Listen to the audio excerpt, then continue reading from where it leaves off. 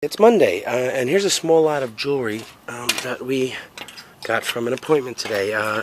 We give out cards, and we tell people, I give out cards for my games, and my wife gives out cards for her jewelry, and we tell people we buy items.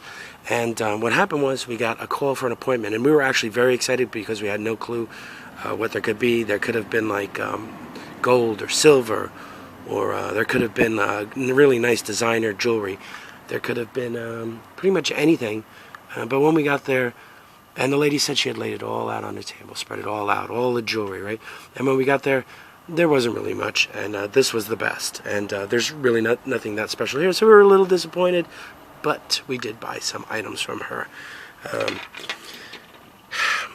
This is nice. It's has some wear to the stones, but it's got a flash.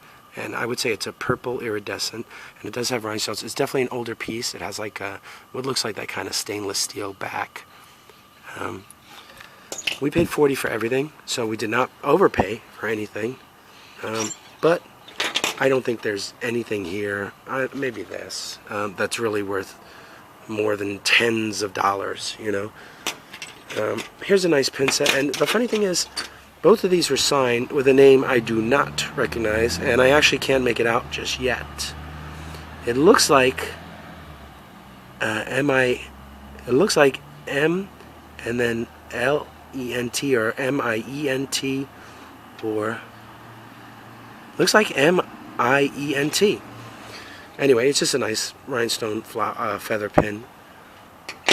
Something my wife would probably sell near or around 10. Probably, I don't think much more. I'd say 8 to 10 maybe. Here's a nice star-shaped blue and teal in color rhinestone pin, and it has matching clip-on earrings.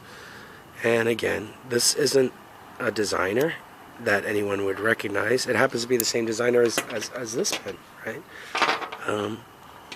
Nothing. It says nothing on the back of the earrings, but on the back of the pin it says, again, I'm not really sure, I'm not familiar with this one, but it looks like M-L-I-E-N-T. I don't know. This is a nice older pin, black and white rhinestone, a little bit of free hair in there. Let me make sure you get that out. So when you take photos of it and put it on eBay, you don't see like little strands of hair sticking out in your jewelry.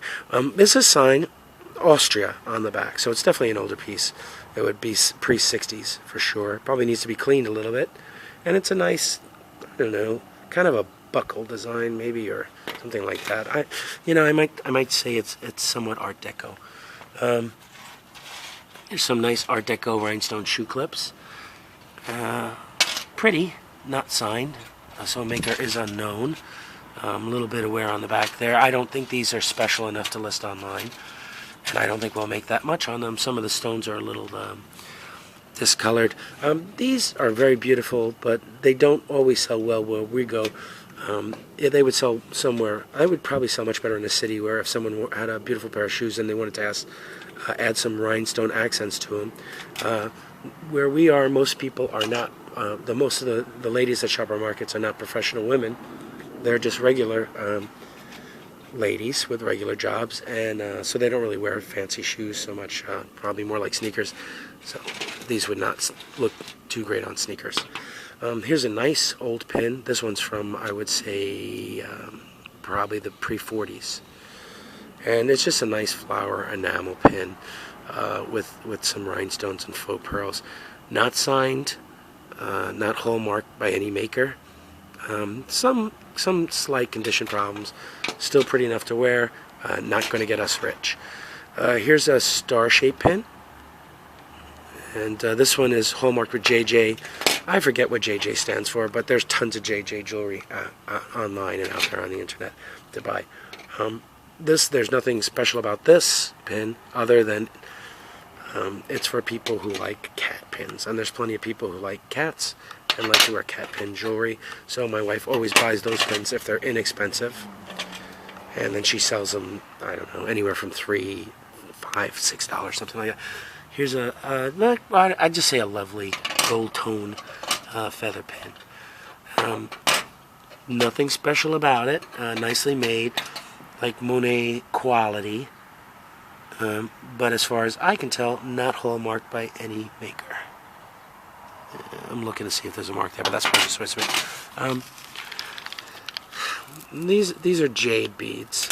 It's a nice necklace. It's short strand, but the beads are all nice looking, nice and even in size and color and quality. The clasp is not gold, so this is not a high-end piece of jewelry. But still pretty, and if people like jade, and even if you decided you wanted to use the jade beads for something else, you could always do that. You know, make another piece of jewelry with it, or add something to it. Like I said, nothing here is going to get us rich, but it's just a nice lot of little jewelry that we can add to the jewelry she already has. Not even going to say spice it up. I'll say it's more like filler stuff, but.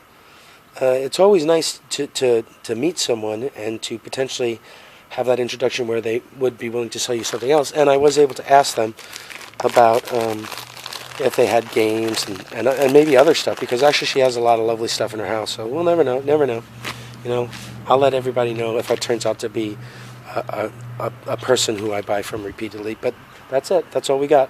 $40. I feel we paid a fair and reasonable price.